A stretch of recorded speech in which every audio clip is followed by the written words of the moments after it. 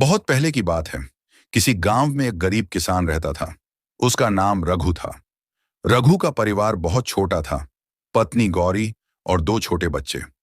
उसकी पूरी जिंदगी खेती पर निर्भर थी। मेहनत से जो कुछ भी उपजता उसी से घर चलता। लेकिन उसकी जमीन उपजाऊ नहीं थी और बारिश का भी कोई भरोसा नहीं था।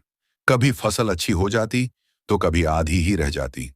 हर सुबह वह अपने हल और बैल लेकर खेत जाता, मिट्टी को जोतता और आसमान की ओर टकटकी लगाए बारिश का इंतजार करता। उसकी पत्नी गौरी भी उसका हाथ बंटाती, घर संभालती और बच्चों की देखभाल करती। गांव में कई बड़े जमींदार थे, जिनके पास बड़ी बड़ी जमीनें और ढेर सारी फसलें होती थीं। लेकिन रघु जैसे छोटे किसानों के लिए जीवन संघर्ष से भरा था। रघु के पास न तो ज्यादा पैसे थे, न ही उधार लेने की हिम्मत। वह किसी तरह अपना और अपने परिवार का पेट पालता, लेकिन हालात दिन ब दिन कठिन होते जा रहे थे। इसी बीच एक दिन गांव में एक नई समस्या आ गई, जिससे रघु की चिंताएं और बढ़ गईं। रघु की हालत दिन ब दिन खराब होती जा रही थी। कभी कभी ऐसा भी होता कि उसे भूखा ही सोना पड़ता। फिर भी वह अपनी तकलीफों को दिल में दबाए अपनी जिंदगी जी रहा था। एक दिन उसने सोचा कि अपनी बेटी राधा को थोड़ा बाहर घुमा लाए, ताकि उसका मन बहल जाए। गांव के हाट में रौनक लगी थी। हर तरफ रंग बिरंगी दुकानों की चहल पहल थी। कहीं मिठाइयां बिक रही थीं तो कहीं खिलौने। राधा खुश होकर इधर उधर देख रही थी। तभी उसकी नजर एक फल वाले की दुकान पर पड़ी। ताजे रसीले आम, केले और अंगूर देखकर उसके मुंह में पानी आ गया। उसने मासूमियत से पिता का हाथ पकड़कर कहा, बाबा, मुझे ये फल चाहिए। रघु ने अपनी जेब टटोली, लेकिन उसमें एक भी पैसा नहीं था। उसका दिल बैठ गया। बेटी की मासूम आंखों में उम्मीद देख वह असमंजस में पड़ गया कि क्या करे। उसने राधा को प्यार से समझाने की कोशिश की, बेटा, अभी नहीं, अगले हाट में जरूर लूंगा। लेकिन राधा जिद पर अड़ गई, नहीं बाबा, मुझे अभी चाहिए। रघु की आंखों में पानी आ गया, लेकिन तभी कुछ ऐसा हुआ जिसने उसकी सोच बदल दी। रघु जब घर लौटा तो उसका मन भारी था।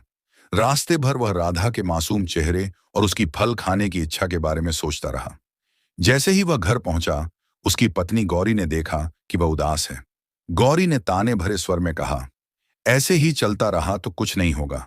सिर्फ मेहनत करने से पेट नहीं भरता, कुछ उपाय भी तो करने पड़ते हैं। आप कुछ करते क्यों नहीं?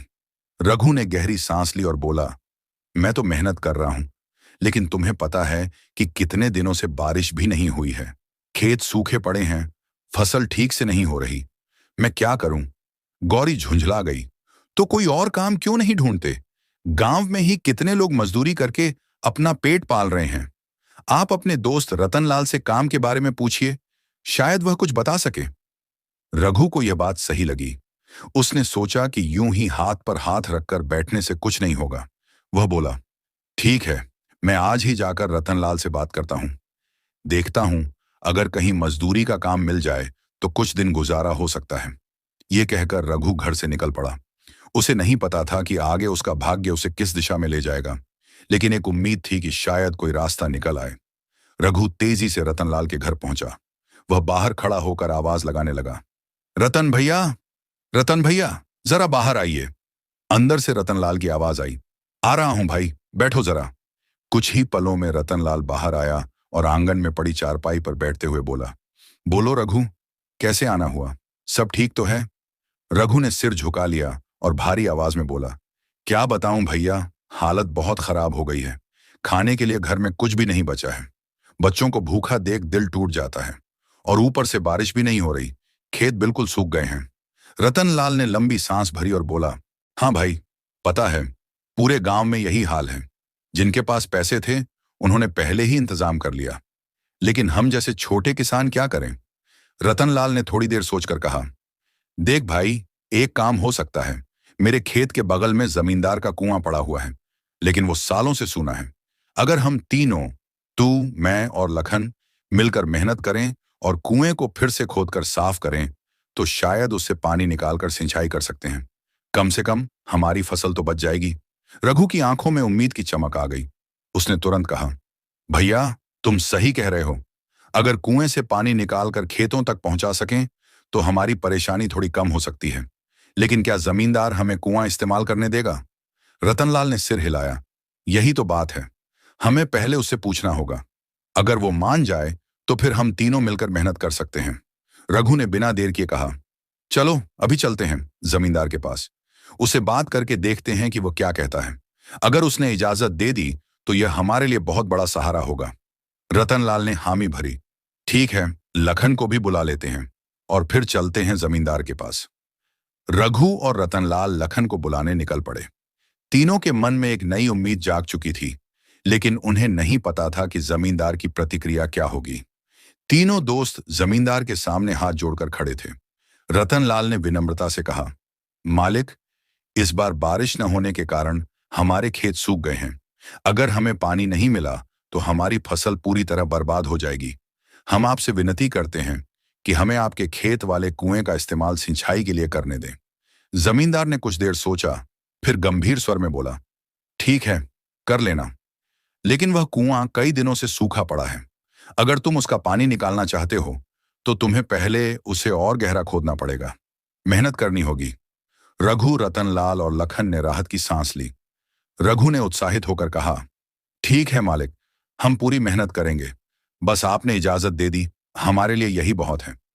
लखन ने भी हाथ जोड़ते हुए कहा, आपकी मदद के लिए शुक्रिया मालिक, हम आज से ही काम शुरू कर देंगे। जमींदार ने सिर हिलाया और अंदर चला गया। तीनों दोस्त अब कुएं की ओर बढ़ चले। उनके मन में नई उम्मीद थी। रघु, रतनलाल और लखन ने मिलकर कुएं की खुदाई शुरू कर दी। मिट्टी हटाते हटाते वे काफी गहराई में पहुंच गए थे। तभी लखन के फावड़े से कुछ ठोस वस्तु टकराने की आवाज आई। लखन चौंका और उत्सुकता से बोला, अरे, ये आवाज कैसी थी? लगता है यहां कुछ दबा हुआ है। तीनों ने मिलकर जल्दी जल्दी उस जगह की मिट्टी हटानी शुरू की। जैसे जैसे मिट्टी हटती गई, उनकी आंखें चौड़ी होती गईं। वहां एक चमचमाते सोने के सिक्कों से भरा घड़ा निकला। रतनलाल अविश्वास में बड़बड़ाया, अरे, ये तो खजाना है। लखन खुशी से उछल पड़ा, भाई, इससे तो हम बहुत अमीर हो जाएंगे। अब हमें ना खेती करनी पड़ेगी न मजदूरी। लेकिन रघु के चेहरे पर चिंता थी। उसने गंभीर स्वर में कहा, भाई, ये कुआं जमींदार का है। उसने हमें मजबूरी में इस्तेमाल करने दिया था। हमारा भी फर्ज बनता है कि हम यह खजाना उसे लौटा दें। रतनलाल और लखन के चेहरे का रंग बदल गया। लखन झुंझलाकर बोला, रघु, तुम पागल हो क्या? अगर हम यह खजाना जमींदार को दे देंगे तो वह हमें एक पैसा भी नहीं देगा। यह हमारी किस्मत से मिला है, इसे हम ही रखेंगे। रघु ने विरोध किया, लेकिन अगर किसी को पता चल गया तो मुसीबत आ जाएगी। जमींदार को पता चला तो वह हमसे जबरदस्ती यह खजाना छीन लेगा और हो सकता है हमें सजा भी दिलवा दे। रतनलाल कुछ देर सोचने के बाद बोला, तो हमें यहां नहीं रुकना चाहिए। इस खजाने को लेकर हमें शहर चले जाना चाहिए। वहां जाकर हम अपना खुद का व्यापार शुरू कर लेंगे और किसी को कुछ पता भी नहीं चलेगा। लखन ने तुरंत सहमति जताई, बिल्कुल सही, यही सही तरीका है। यहां रहने से खतरा है, लेकिन शहर में जाकर हम इसे अच्छे से इस्तेमाल कर सकते हैं। रघु उनकी बात से सहमत नहीं था, लेकिन वह अकेला कुछ नहीं कर सकता था। मजबूरन उसे उनकी बात माननी पड़ी। तीनों ने उस सोने के घड़े को एक बोरी में छुपाया और रात के अंधेरे में गांव छोड़कर शहर की ओर निकल पड़े। तीनों दोस्त पूरे रास्ते अपने अपने सपनों में खोए हुए थे। उनके मन में अब कोई चिंता नहीं थी। बस एक ही ख्याल था कि शहर जाकर इस खजाने से शानदार जिंदगी शुरू करनी है। लेकिन लखन के मन में कुछ और ही चल रहा था। वह सोच रहा था, अगर यह पूरा खजाना सिर्फ मेरा हो जाए तो मैं अकेले ही राज कर सकता हूं। बाकी दो लोगों के साथ इसे बांटने से मेरा हिस्सा कम हो जाएगा। लालच उसके दिमाग पर हावी होने लगा। शाम ढलते ढलते वे शहर के नजदीक पहुंच गए। चलते चलते रघु थक चुका था और बोला, अब तो बहुत देर हो गई है, हमें ठहरने की कोई जगह ढूंढनी चाहिए। उसी वक्त रामू की नजर सड़क किनारे एक छोटी सी झोपड़ी पर पड़ी। उसने उधर इशारा करते हुए कहा, वह देखो, सामने एक झोपड़ी है, शायद वहां रुकने की जगह मिल जाए। और हां, वहां से खाने की खुशबू भी आ रही है। लखन तुरंत बोला, चलो वहीं चलते हैं। अगर वहां कोई भला आदमी हुआ तो हमें रहने और खाने की जगह भी मिल जाएगी। तीनों दोस्त झोपड़ी के पास पहुंचे। अंदर से हल्की रोशनी आ रही थी और धीमी आंच पर किसी चीज के पकने की सुगंध पूरे माहौल में फैली थी। रतनलाल ने झोपड़ी के बाहर खड़े होकर जोर से आवाज लगाई, कोई है अंदर? हम मुसाफिर हैं और रात भर ठहरने की जगह चाहते हैं। कुछ देर बाद झोपड़ी का दरवाजा धीरे धीरे खुला और अंदर से एक बूढ़ा आदमी बाहर निकला। उसकी सफेद दाढ़ी थी और उसने साधारण कपड़े पहने हुए थे। वह तीनों को ध्यान से देखने लगा और फिर मधुर आवाज में बोला, आओ बेटा, अगर तुम मुसाफिर हो तो मेरे यहां कुछ देर आराम कर सकते हो। मैं गरीब आदमी हूं, लेकिन जो भी थोड़ा बहुत है तुम्हारे साथ बांट लूंगा। तीनों खुशी खुशी झोपड़ी के अंदर चले गए। बूढ़े आदमी के पास ज्यादा कुछ नहीं था, लेकिन उसकी आंखों में स्नेह और अपनापन था। उसकी झोपड़ी की दशा देखकर तीनों समझ गए कि वह बहुत गरीब है। फिर भी वह बड़े प्रेम से बोला, तुम लोग बहुत थके हुए लग रहे हो, आराम करो, मैं तुम्हारे लिए खाना लगा देता हूं। तीनों भूखे थे, इसलिए खुशी खुशी खाने बैठ गए। लेकिन लखन के मन में कुछ और ही चल रहा था। उसकी नजर तो बस उस सोने के घड़े पर थी। वह सोच रहा था कि अगर यह घड़ा पूरी तरह मेरा हो जाए तो मैं अमीर बन जाऊंगा। मुझे किसी के साथ इसे बांटने की जरूरत नहीं पड़ेगी। लेकिन इस काम के लिए उसे पहले अपने साथियों का विश्वास जीतना था। तभी उसके दिमाग में एक योजना आई। खाना खत्म होते ही लखन ने सोने का घड़ा उठाया और बोझिल आवाज में बोला, बाबा, यह घड़ा हमारे लिए बहुत कीमती है। इसमें हमारी पूरी जिंदगी की कमाई है। हमें शहर जाकर व्यापार शुरू करना है, लेकिन रात में इसे लेकर चलना सुरक्षित नहीं। क्या आप इसे संभाल कर रख सकते हैं? बूढ़े आदमी ने थोड़ी हैरानी से देखा, लेकिन फिर हल्की मुस्कान के साथ कहा, बिल्कुल बेटा, चिंता मत करो। जब तक तुम यहां हो, ये मेरे पास सुरक्षित रहेगा। उसने घड़े को उठाया और झोपड़ी के कोने में रखी पुरानी अलमारी के पीछे उसे छुपा दिया। लखन ये सब ध्यान से देख रहा था। उसकी आंखों में शैतानी चमक थी। रघु और रतनलाल को संतोष हुआ कि घड़ा सुरक्षित है। वे चैन की नींद सो गए, लेकिन लखन की आंखों में नींद कहाँ थी। वह बस सही मौके का इंतजार कर रहा था। जब आधी रात को सब लोग गहरी नींद में थे, तो लखन धीरे से उठा। उसने इधर उधर देखा, यह पक्का किया कि कोई जाग तो नहीं रहा। फिर वह दबे पांव रसोई की ओर बढ़ा, जहां बूढ़े बाबा ने घड़ा छुपाया था। सावधानी से उसने अलमारी को पीछे खिसकाया और हल्के हाथों से सोने का घड़ा निकाल लिया। फिर वह धीरे धीरे झोपड़ी से बाहर निकला और थोड़ी दूरी पर जाकर एक बड़े पत्थर के नीचे घड़े को छुपा दिया।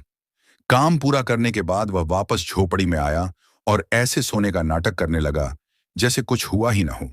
उसके चेहरे पर एक कुटिल मुस्कान थी। अब बस सुबह होने का इंतजार था। रतनलाल और रामू यह सुनकर घबरा गए। अरे, ये कैसे हो सकता है? घड़ा तो अलमारी के पीछे ही रखा था। रतनलाल चिल्लाया। बूढ़ा बाबा बेबस होकर बोला, बेटा, मैं सच कह रहा हूं। मैंने खुद इसे वहीं रखा था, लेकिन अब वहां नहीं है। लगता है किसी ने चोरी कर लिया है। रतनलाल गुस्से से बोला, लगता है ये बूढ़ा हमें बेवकूफ बना रहा है। जरूर इसने ही चोरी की होगी। रात में जब हम सो रहे थे, तब इसने घड़ा निकाल लिया होगा। रामू भी हैरान था, लेकिन वह चुप रहा। उसे बूढ़े बाबा पर पूरा भरोसा था। बाबा ने उनके साथ भलाई की थी, तो वह ऐसा क्यों करेगा? लेकिन रतनलाल को यकीन था कि बूढ़े बाबा ने ही धोखा दिया है। तभी लखन, जो अब तक चुपचाप तमाशा देख रहा था, अचानक गुस्से से बोला, हाँ भाई, ये बूढ़ा बिल्कुल झूठ बोल रहा है। हम इसे अपनी मेहनत की कमाई सौंपते हैं और यह हमें ही धोखा देता है। बूढ़ा बाबा घबरा कर बोला, बेटा, मुझ पर भरोसा करो, मैंने कुछ नहीं किया। मैंने तो तुम्हें बिना किसी स्वार्थ के अपने घर में जगह दी, खाना दिया। फिर मैं क्यों चोरी करूंगा? रामू को कुछ अजीब लग रहा था। वह बाबा की आंखों में झांक कर सोचने लगा, क्या सच में यह बाबा चोर हो सकता है, या फिर कोई और इस साजिश के पीछे है? रतनलाल और लखन का गुस्सा बढ़ता जा रहा था, लेकिन रामू अभी भी स्थिति को समझने की कोशिश कर रहा था। उसे लग रहा था कि सच्चाई कुछ और ही है और यह सब जल्द ही सामने आएगा। राजा के दरबार में पहुंचकर रतनलाल ने आगे बढ़कर कहा, महाराज, हमने अपनी जीवन भर की कमाई इस बूढ़े बाबा को संभाल कर रखने के लिए दी थी, लेकिन जब हमने इसे वापस मांगा तो यह कह रहा है कि वह घड़ा इसके पास नहीं है। कृपया हमें न्याय दिलाइए। राजा ने बूढ़े बाबा की ओर देखा और गंभीर स्वर में पूछा, बाबा, क्या यह सच है? क्या तुमने इनका घड़ा नहीं लौटाया? बूढ़े बाबा ने हाथ जोड़कर कहा, महाराज, मैं निर्दोष हूं। मैं इन लोगों को देखकर ही समझ गया था कि ये जरूरतमंद हैं, इसलिए मैंने इन्हें अपने घर में ठहराया और भोजन करवाया। लेकिन मुझे नहीं पता कि वह घड़ा कहाँ गया। मैंने उसे सुरक्षित रखा था, पर जब सुबह देखा तो वह वहां नहीं था। महाराज, मुझ पर विश्वास करें, मैंने कुछ नहीं किया। राजा ने सोचा, यह मामला पेचीदा लग रहा है। अगर बूढ़ा बाबा चोर होता तो क्या यह इतनी आसानी से मेरे दरबार में आकर सफाई देता? दूसरी ओर इन तीनों में से कोई भी झूठ बोल सकता है। राजा ने कुछ पल विचार किया, फिर बोले, यह मामला गंभीर है, इसलिए मैं बिना सोचे समझे कोई निर्णय नहीं लेना चाहता। इसका फैसला कल किया जाएगा। तब तक तुम सभी महल में ही ठहरोगे। राजा के आदेश पर सैनिकों ने सभी को अलग अलग कक्षों में ठहराने की व्यवस्था कर दी। बूढ़ा बाबा चुपचाप बैठा प्रार्थना कर रहा था, जबकि रतनलाल और रामू चिंता में थे। लेकिन लखन के मन में कुछ और ही चल रहा था। वह सोचने लगा, अगर राजा को सच्चाई का पता चल गया तो मेरा सारा खेल खत्म हो जाएगा। मुझे कुछ करना होगा। अब अगली सुबह राजा के दरबार में इस राज का पर्दाफाश होने वाला था। अगली सुबह जब राजा का दरबार लगा तो वहां का माहौल कल से बिल्कुल अलग था। राजमहल के सैनिकों ने पहले ही घोषणा कर दी थी कि राजा आज इस मामले का फैसला सुनाने वाले हैं, इसलिए दरबार में भारी भीड़ इकट्ठी हो गई थी। दरबार में मौजूद सभी लोग हैरान थे कि आखिर राजा इस मामले को कैसे सुलझाएंगे। कुछ लोग सोच रहे थे कि शायद बूढ़े बाबा को ही सजा दी जाएगी, तो कुछ का मानना था कि राजा कोई अनोखा तरीका अपनाएंगे ताकि सच्चाई सामने आ सके। राजा अपने सिंहासन पर विराजमान हुए और कड़े स्वर में बोले, आज इस चोरी के मामले का न्याय होगा, लेकिन उससे पहले मैं उन तीनों से एक एक करके कुछ प्रश्न करना चाहता हूं।